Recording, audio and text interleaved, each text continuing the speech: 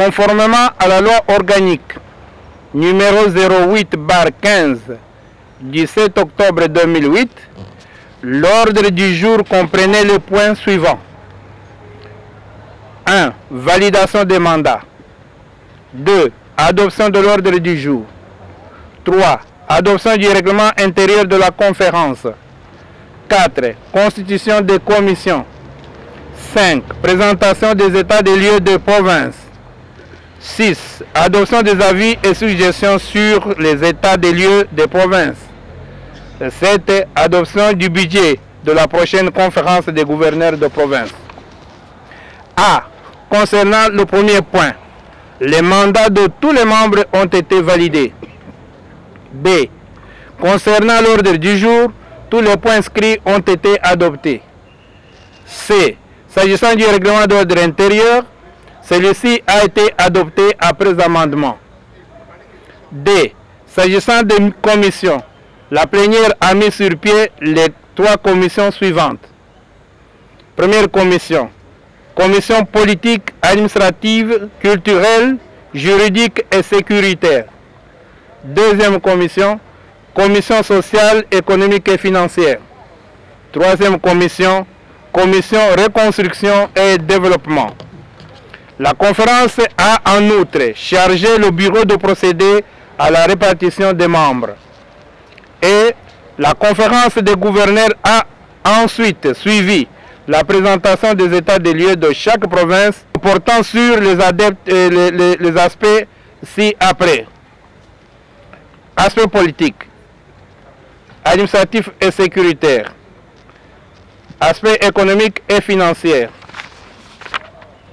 aspect reconstruction et développement, aspect social et culturel.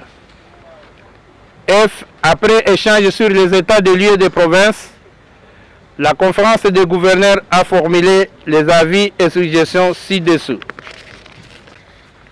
Sur le plan politique, administratif, culturel, sécuritaire et judiciaire, le renforcement de l'autorité de l'État sur l'ensemble du territoire national, l'accélération de la mise en œuvre de la décentralisation, la suppression des barrières et toute forme de tracasserie sur les voies de communication, la lutte contre l'impunité, la corruption et toutes sortes d'antivaleurs, notamment les viols et les violences faites à la femme, fille et enfant. L'accélération de l'installation de la justice de proximité sur l'ensemble du territoire national. L'organisation régulière des itinérances par les gouverneurs des provinces dans leurs provinces respectives.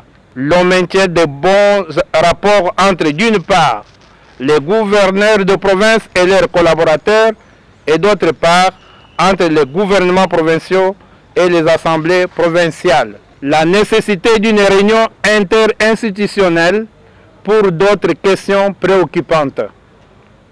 Sur le plan social, économique et financier, l'institution d'un ordre de paiement permanent auprès des succursales de la Banque centrale pour les dotations au profit des provinces. L'accompagnement des provinces dans la mobilisation des recettes publiques. La concertation permanente entre les gouvernements centraux et provinciaux sur la gestion du budget d'investissement.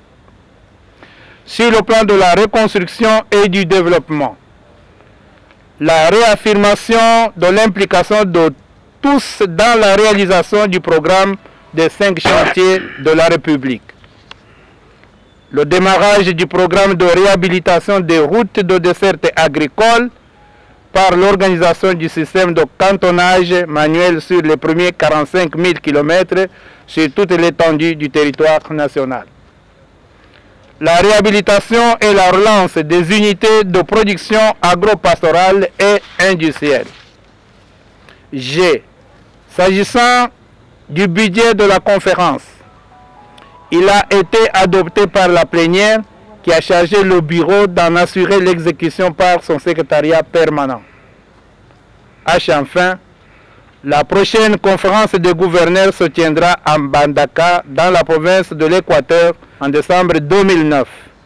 Fait à Kisangani le 25 juin 2009. Et je vous remercie.